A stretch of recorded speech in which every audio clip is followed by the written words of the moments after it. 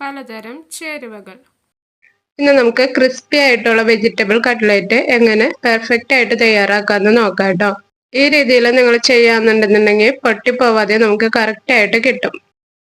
നല്ല ടേസ്റ്റി ആയിട്ടുള്ള വെജിറ്റബിൾ മസാലയാണ് അകത്തുള്ളത്. പുറമേന്ന് നല്ല ക്രിസ്പിയാണ്. തീർച്ചയായിട്ടും തയ്യാറാക്കി നോക്കാം കേട്ടോ. വെജിറ്റബിൾ കട്ട്ലേറ്റിന് വേണ്ടിയിട്ടുള്ള മസാല ആദ്യം തന്നെ തയ്യാറാക്കാം. അതിനായിട്ട് ഒരു പാൻ അടുപ്പത്ത് വെക്കാം. ചൂടായ ശേഷം ഓയിൽ ഒഴിച്ചു കൊടുക്കാം. 1 ടേബിൾ സ്പൂൺ ഓയിൽ ഒഴിച്ചെടുത്താൽ മതി കേട്ടോ. ഇതിലേക്ക് പച്ചമുളക് 2 അരിഞ്ഞിട്ട് കൊടുക്കാം.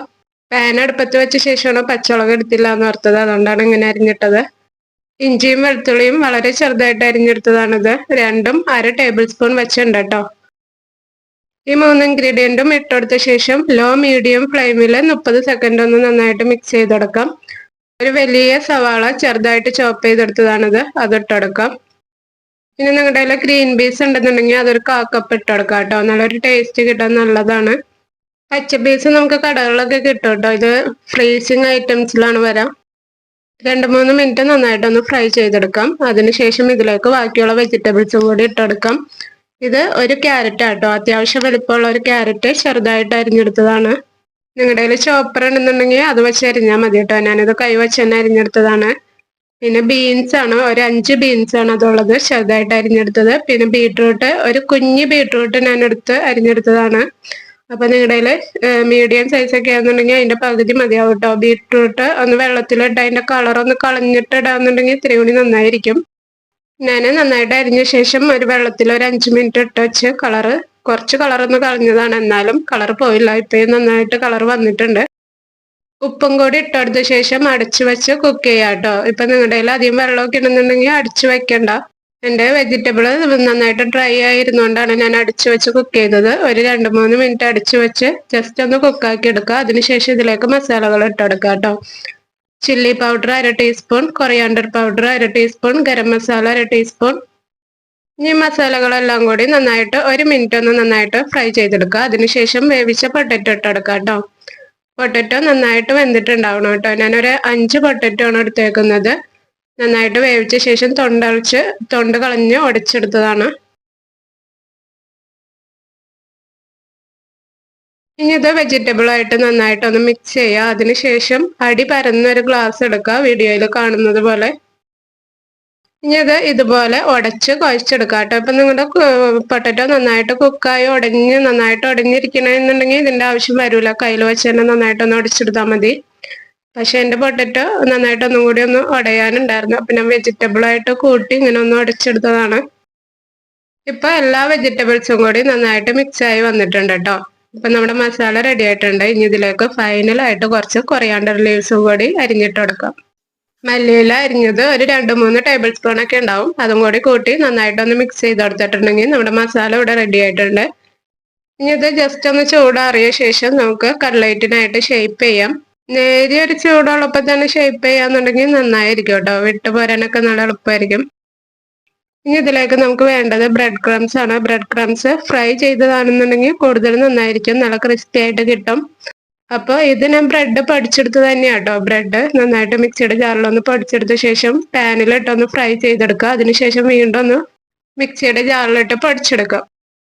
ഇനി നമുക്ക് കട്ട്ലേറ്റ് ഷേപ്പ് ചെയ്ത ശേഷം ഡിപ്പ് ചെയ്യാനുള്ള ബാറ്റർ റെഡിയാക്കാം. മുട്ട വെച്ച് നമുക്ക് ഈ ബാറ്റർ റെഡിയാക്കാം, അല്ലെങ്കിൽ ഇതുപോലെ മൈദ മിക്സ് ചെയ്തെടുത്താൽ മതി. 1/2 കപ്പ് മൈദയും 3/4 കപ്പ് വെള്ളവും കൂടി നന്നായിട്ടൊന്ന് മിക്സ് ചെയ്തെടുക്കുക. ഇതിലേക്ക് കുറച്ച് ഉപ്പും കൂടി ഇട്ടെടുക്കുക കേട്ടോ. ബാറ്ററിന്റെ കൺസിസ്റ്റൻസി ഈ ഒരു തിക്നെസ് മതി കേട്ടോ. ഒത്തിരി തിക്കായിട്ടുണ്ടെന്നുണ്ടെങ്കിൽ കട്ട്ലേറ്റ് ഭയങ്കര ഹാർഡായി പോകും.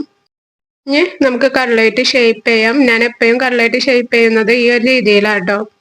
എന്തെങ്കിലും ഒരു പ്ലാസ്റ്റിക് പാത്രത്തിന്റെ അടപ്പെടുക്കുക. അതിലേക്ക് കുറച്ച് ഓയിൽ, ആദ്യത്തെ പ്രാവശ്യത്തേക്ക് മാത്രം ഓയിൽ ഒഴിച്ചാൽ മതി കേട്ടോ.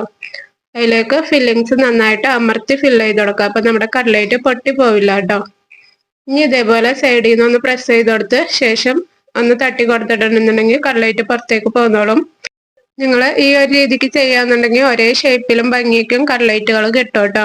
ഇനി നിങ്ങൾക്ക് കൈ വെച്ച് തന്നെ ഷേപ്പ് കൊടുക്കുന്നതാണ് എളുപ്പമെന്നുണ്ടെന്നുണ്ടെങ്കിൽ ആ രീതിക്ക് ചെയ്യാം. എനിക്ക് ആ രീതിക്ക് ഒട്ടും കിട്ടലില്ല, അതുകൊണ്ട് ഞാൻ ഇതുപോലെ ചെയ്യണേ.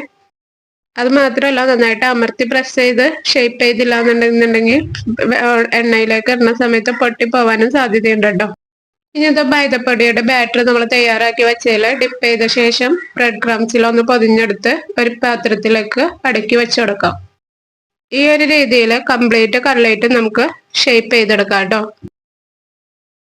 വീഡിയോ നിങ്ങൾക്ക് ഇഷ്ടപ്പെടാന്നുണ്ടെങ്കിൽ ലൈക്ക് ചെയ്യാൻ മറക്കണ്ട കേട്ടോ. അതുപോലെ ചാനലിലേക്ക് ആദ്യമായിട്ട് ആരെങ്കിലും വന്നിട്ടുണ്ടെന്നുണ്ടെങ്കിൽ സബ്സ്ക്രൈബ് ചെയ്ത് ബെൽ ബട്ടൺ ഓൺ ആക്കിയിടാം. നമ്മൾ ഒന്നരാടം വെച്ച് നല്ല വീഡിയോസ് ഒക്കെ ഇടുന്നുണ്ട് കേട്ടോ. അപ്പൊ നിങ്ങളുടെ അഭിപ്രായങ്ങൾ കമന്റ് ചെയ്തും പറയാം. ഞാൻ കംപ്ലീറ്റ് കട്ട്ലേറ്റ് ഇതേ രീതിയിൽ ഷേപ്പ് ചെയ്തെടുത്തിട്ടുണ്ട്. ഇതേപോലെ ഒരു പാത്രത്തിലേക്ക് അടുക്കി വെച്ചെടുത്താൽ മതി. ഇനി ഓയിൽ ചൂടാവാനായിട്ട് വയ്ക്കാം. നന്നായിട്ട് ചൂടായതിനു ശേഷം മാത്രം കട്ട്ലേറ്റ് ഇട്ട് കൊടുക്കാം കേട്ടോ. മീഡിയം ഹൈ ഫ്ലെയിമിൽ ഇട്ട് തന്നെ ഇത് ഫ്രൈ ചെയ്തെടുക്കണം. ഒത്തിരി ചൂടായിട്ട് കരിഞ്ഞു പോവാന്നുണ്ടെന്നുണ്ടെങ്കിൽ മീഡിയത്തിലേക്ക് മാറ്റി കൊടുക്കാം. അല്ലാത്തപ്പോൾ ഹൈ ഫ്ലെയിമിൽ വെച്ച് ഫ്രൈ ചെയ്തെടുക്കുക. അല്ലെങ്കിൽ നമ്മുടെ കട്ട്ലേറ്റ് പൊട്ടിപ്പോവും. ചെറിയ ചൂടൊക്കെ ആണെന്നുണ്ടെന്നുണ്ടെങ്കിൽ കട്ട്ലേറ്റ് വീഴാൻ സാധ്യതയുണ്ട്. വെജിറ്റബിൾസ് നമ്മൾ വേവിക്കുന്ന സമയത്ത് ഒത്തിരി ഓയിൽ ആവരുത് കേട്ടോ. ഒത്തിരി ഓയിലായിട്ടുണ്ടെന്നുണ്ടെങ്കിൽ വെജിറ്റബിൾ കട്ട്ലേറ്റ് പൊട്ടിപ്പോവാൻ സാധ്യതയുണ്ട്. അതുപോലെ തന്നെ പൊട്ടറ്റോ അത്യാവശ്യത്തിന് തന്നെ ഉണ്ടാവണം. പൊട്ടറ്റോയുടെ ഒരു പശയിലാണ് അത് ഒട്ടിപ്പിടിച്ച് മറ്റേ ഷേപ്പായിട്ട് ഇരിക്കുന്നത്. ഇതേ രീതിയിൽ കംപ്ലീറ്റ് കട്ട്ലേറ്റ് നമുക്ക് ഫ്രൈ ചെയ്തെടുക്കാം. അകത്ത് ഫില്ലിംഗ് ഒക്കെ കുക്കായതാണ്. അതുകൊണ്ട് തിരിച്ച് മറിച്ചൊക്കെ ഇട്ട് നല്ലൊരു ബ്രൗൺ കളർ ആവുന്നത് വരെ ഫ്രൈ ചെയ്തിട്ട് നിങ്ങൾക്ക് കോരി എടുത്താൽ മതി. അങ്ങനെ നമ്മുടെ കട്ട്ലേറ്റ് ഇവിടെ റെഡി ആയിട്ടുണ്ട്. നിങ്ങൾക്ക് ഈ വീഡിയോ ഇഷ്ടപ്പെട്ടാൽ ലൈക്ക് ചെയ്യാൻ മറക്കരുത് കേട്ടോ.